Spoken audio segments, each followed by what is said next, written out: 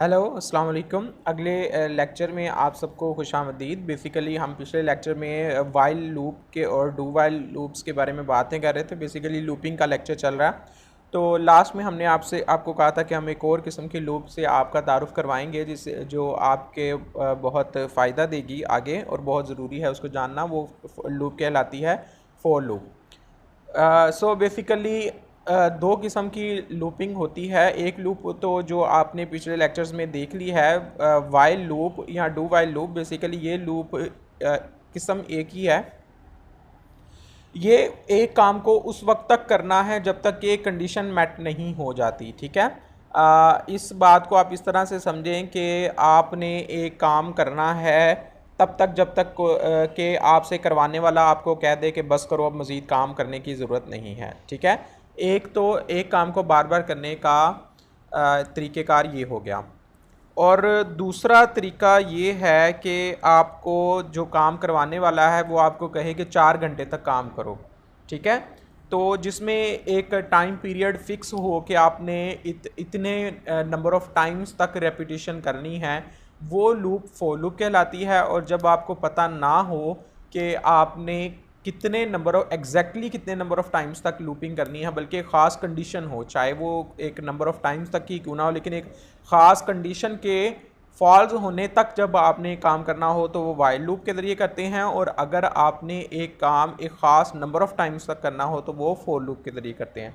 इस चीज़ को मज़ीद समझने के लिए आएँ कोडिंग की तरफ चलते हैं। एक नई फ़ाइल हम क्रिएट करेंगे और एक नया सॉफ्टवेयर हम बनाएंगे। उस सॉफ्टवेयर में बेसिकली हम करेंगे क्या, उस सॉफ्टवेयर में हम बेसिकली यूज़र से बिल्कुल अपने पिछले प्रोग्राम की तरह एक नंबर पूछेंगे कि आप कोई नंबर एंटर करें।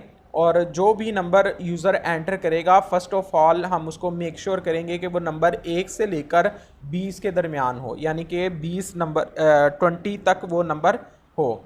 एक्चुअली इसकी क्या रीज़न है, कोई ख़ास रीज़न नहीं है, लेकिन बेसिकली हम उसका 20 तक ही हम यूज़र से इनपुट को एक्सपेक्ट करेंगे कि यूज़र 1 से लेकर, या बेसिकली आप कह लें कि 2 से लेकर 2 से 20 तक हम करते हैं बेसिकली। ठीक है।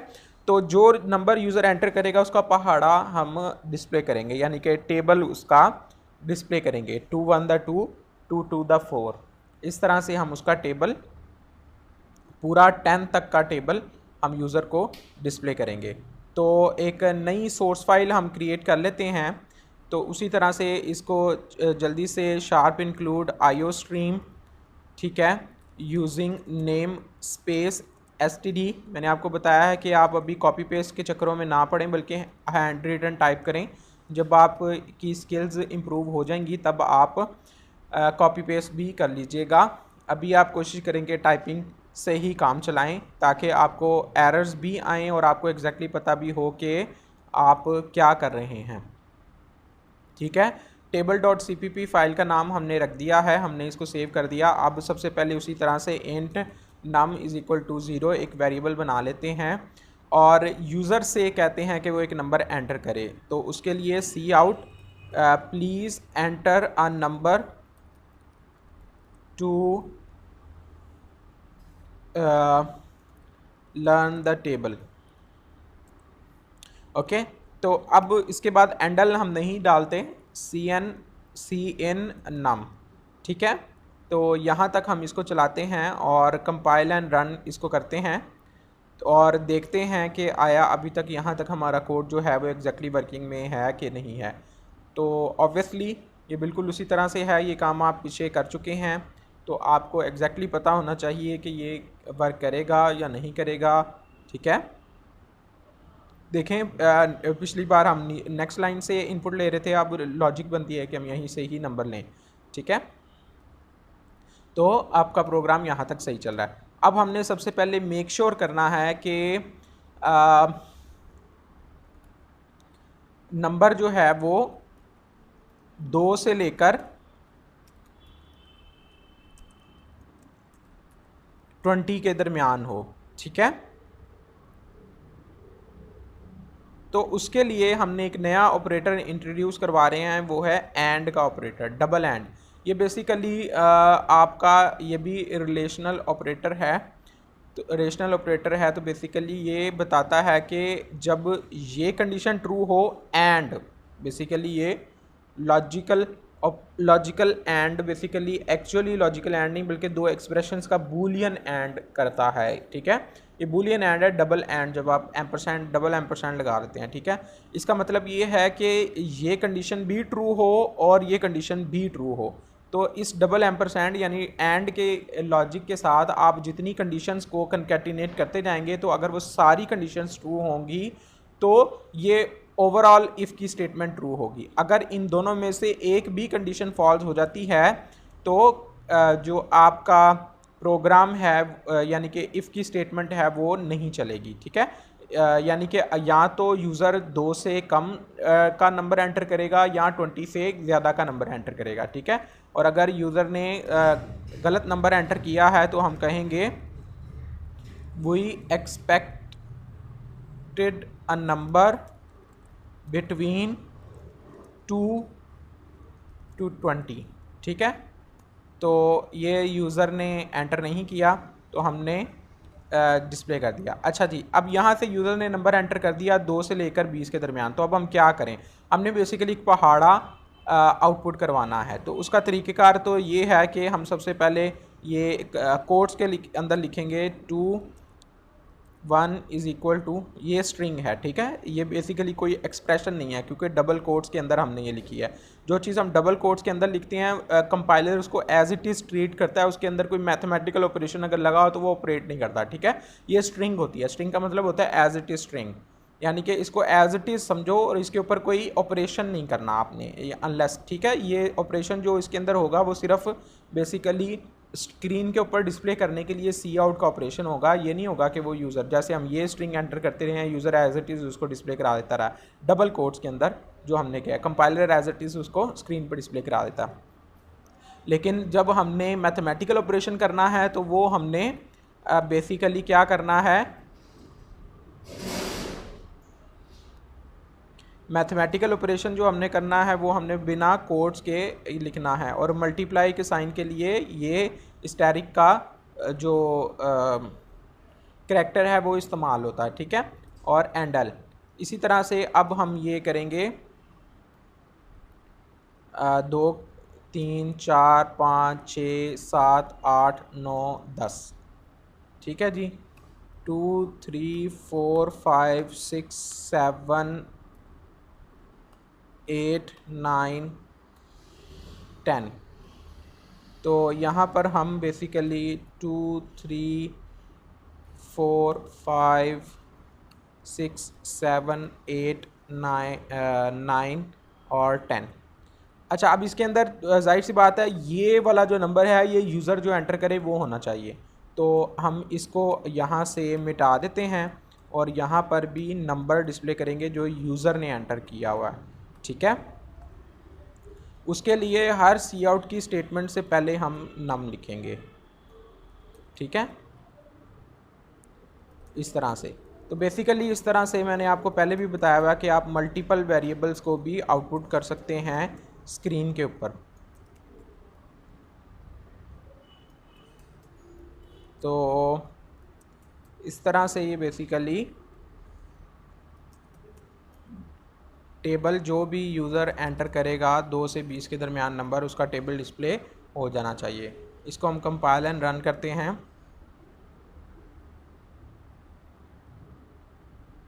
ठीक है जी, लेट से मैं 3 का टेबल कहता हूँ तो ये 3 का टेबल आपके सामने डिस्प्ले हो गया है। अच्छा, अभी तक तो हमें लग रहा है कि जी हर चीज़ ठीक है ना, लेकिन ऐसा नहीं है। हम अगर लेट से सपोज़ करें कि हमारा क्लाइंट हमें कहता है कि जी मुझे ये टेबल 10 तक नहीं बल्कि 1 लाख तक चाहिए, 5 लाख तक चाहिए, 25 लाख तक चाहिए, क्या करेंगे हम? क्या 25 लाख लाइनें लिखेंगे इसकी? नहीं। ये भी इसमें भी देखें हम काम एक ही बार बार कर रहे हैं लेकिन कुछ वेरिएबल चेंज हो रहे हैं। मतलब यहाँ पे 1 2 3 एक नंबर सीरीज़ ऑफ नंबर है जो चेंज हो रही है और यहाँ पर भी ये सीरीज़ ऑफ नंबर है जो चेंज हो रही है, ऐसा ही है। तो लेकिन काम बार बार ही हम कर रहे हैं। अगर हम वाइल लूप के अंदर करें तो भी ये वेरिएबल हमें किसी ना किसी तरह चेंज करने पड़ेंगे। तो एक ही काम को बार बार करने का मैंने आपको बता दिया है कि उसके लिए लूप इस्तेमाल होती है। लेकिन यहाँ पे हम आप जैसा कि लेक्चर के टाइटल वगैरह और इनिशियल मैंने आपको बता दिया, हम फोर लूप इस्तेमाल करेंगे। फोर लूप कैसे इस्तेमाल होती है? फोर लूप के तीन हिस्से होते हैं। सबसे पहले एक वेरिएबल डिक्लेयर होता है, उसकी स्टार्टिंग डिक्लेयर और डिफाइन, यानी कि स्टार्टिंग उसकी initial value initialise, declare and initialise. Basically इसकी डेफिनेशन इसको नहीं कहते हैं, बेसिकली इसको इनिशलाइज कहते हैं। अब चूंकि आप अगली स्टेज पे आ गए हैं तो आपको ये पता होना चाहिए कि बेसिकली ये इनिशलाइजेशन है, डिक्लेरेशन विद इनिशलाइजेशन है, ठीक है। तो इसको बेसिकली डिक्लेरेशन विद इनिशलाइजेशन कहा जाता है। तो वेरिएबल को डिक्लेयर करते हैं और उसको इनिशलाइज करते हैं। तो मैंने डिक्लेयर किया और इनिशलाइज कर दिया साथ ही int i is equal to 0, और उसके बाद हमने एक कंडीशन देनी है, सेमीकोलन लगाना है। सेमीकोलन से आपको पता चल गया होगा कि एक जो कंडीशन है वो ख़त्म हो गई है। अच्छा, ये पैरेंथेसिस लाजमी लगानी है, लेकिन अभी हम इसको निगलेक्ट कर देते हैं, ठीक है। लेट्स सपोज हम अपनी वैसे ही बनाते हैं, और उसके बाद मैंने एक कंडीशन देनी है कि जिस कंडीशन, जब तक वो कंडीशन ट्रू हो तो ये लूप बार बार चले। देखें कंडीशन इसमें भी दी जाती है, आई इज़ ग्रेटर दैन 10 तक हमने चलाना है, तो i is less than equal to 10, ठीक है, कि जब तक आई जो है वो 10 से कम है तो लूप चलती रहे।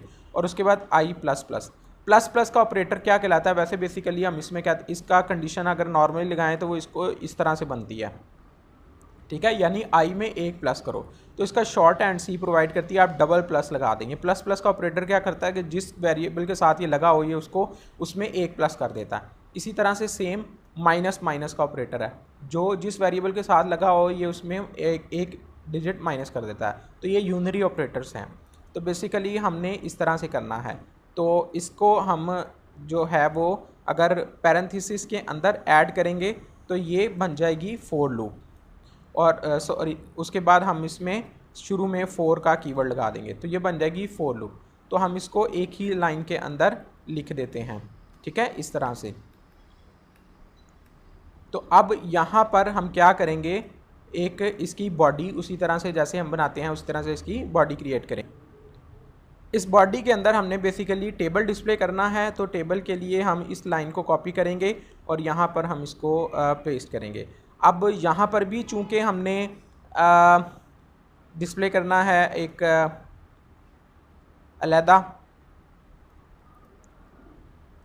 तो अब इसको हम थोड़ा सा तोड़ेंगे, ठीक है। अब सबसे पहले एक स्पेस आई एक्स और स्पेसिस, अब यहाँ पर स्पेस आ गई। अब हम यहाँ पर आई लिख देंगे। तो आई बेसिकली क्या करेगा, 0 से 10 तक जाएगा। हमने 0 से 10 तक नहीं जाना बल्कि 1 से 10 तक 10 तक जाना है, ठीक है। 1 to 10 हमने टेबल डिस्प्ले करना है। तो अगर यूज़र कल को कहेगा कि 1 लाख का बनाओ तो हम जस्ट सिंपली इसको 1 लाख कर देंगे, ठीक है, दैट्स इट। तो हम number is equal to x is equal to i, यानी कि 2, लेट्स सपोज ये के यूज़र ने 2 एंट्री किया, 2x1 is equal to num, okay. So that is all. इन सब को हम मिटा देते हैं और चेक करते हैं कि आया हमारा वर्क कर रहा है कोड कि नहीं कर रहा, ठीक है, ओके। एरर को देखें जी। एरर कहता है कि expected end of the bracket before starting bracket. इस एरर पर आप गौर करें तो इस एरर पे बेसिकली ये देखें कि आप इस पर डबल क्लिक करें तो यहाँ पे लेके आएगा। यहाँ पे बेसिकली सेमीकोलन, आपने लास्ट वाला सेमीकोलन नहीं डालना, सिर्फ 2 सेमीकोलन इसमें आएंगे, ठीक है। तो इसीलिए एरर मैंने आपको बताया है कि एरर आने चाहिए। एरर अच्छे होते हैं जैसे दाग तो अच्छे होते हैं, ठीक है। देखें उसी तरह से 2 का टेबल आ गया। जस्ट मसला क्या है कि मल्टीप्लाई के बाद हर जगह सिर्फ 2 ही आ रहा है। तो यहाँ पे हमने चूँकि सिर्फ 1 के साथ मल्टीप्लाई किया है, यहाँ पे हमने आई के साथ मल्टीप्लाई करना है यहाँ भी, ठीक है। तो ये बेसिकली लॉजिकल एरर एक आया कि प्रोग्राम में सिंटैक्स एरर नहीं था, चला भी सही, कंपाइल भी हो गया, रन टाइम पे भी कोई एरर नहीं आया, लेकिन जैसी आउटपुट एक्सपेक्ट की थी वैसे ही नहीं आई। तो इस तरह के एरर को लॉजिकल एरर कहा जाता है। तो ये आप देखें 2 1 2 4 6 8 10 12 14 16 18 एंड 20, ओके। सो अगर लेट से यूज़र कहता है कि मुझे 100 तक टेबल चाहिए, तो अब हमें कुछ भी नहीं करना, सिर्फ इसको जस्ट 100 करना है। तो हम आगे कोई भी 20 तक का टेबल डिस्प्ले करना चाहें तो हम ये टेबल 100 तक डिस्प्ले करवा सकते हैं। Okay, so that's the power of programming and looping के आप देखें आपका कोड कितना छोटा हो गया, आपको लाइनें बार बार टाइप नहीं करनी पड़ी, बल्कि कल को अगर आपको ज़रूरत पेश आती है कि आप एक्सटेंड करें अपने प्रोग्राम को, तो आपके प्रोग्राम के अंदर ये ऑप्शन थी कि आप अपने प्रोग्राम को एक्सटेंड कर सकते। तो बेसिकली हमेशा ऐसी लॉजिक अपनानी चाहिए। हमने लाइंस जब लिखी थी तब भी प्रोग्राम तो सही चल रहा था, क्लाइंट जो आउटपुट देखना चाहता है सिर्फ उसको तो इस चीज़ से गर्ज नहीं होगी, उसको तो काम से गर्ज है। क्या उसने कहा मुझे 10 तक यानी कि टेबल आ जाए, तो वो तो आप डिस्प्ले कर रहे हैं, लेकिन कल को वो कहता है कि मुझे 10 की नहीं 100 की ज़रूरत थी, 100 की नहीं 1000 की ज़रूरत थी, तब आप पे बर्डन ज़्यादा बनेगा। या अगर कोई और जो बंदा जो आपका कोड देखेगा वो कहेगा कि यार ये तो मुझे नए सिरे से लिखना पड़ रहा है। तो बेसिकली शुरू से ही जब आप लॉजिक सोचें कि आपने एक प्रोग्राम को कैसे बनाना है, तो अपने टूल बॉक्स को देखें कि उसके अंदर क्या क्या तरीक़ेकार आपके पास अवेलेबल हैं, और उस तरीक़ेकार में से आप हमेशा वो वाला तरीक़ेकार चूज़ करें जिसमें कल को भी आपको आसानी होगी और आपको काम करना भी आसान हो, कोड छोटा भी बने और रीडेबल भी बने, और आप कल को अगर उसमें चेंजेस करना चाहें तो वो भी आप उसमें आसानी से कर सकें। सो फॉर लूप इस काम के लिए है कि आप एक नंबर ऑफ़ टाइम्स तक अगर आप ऑपरेशंस करना चाहें तो आप ये कर सकते हैं।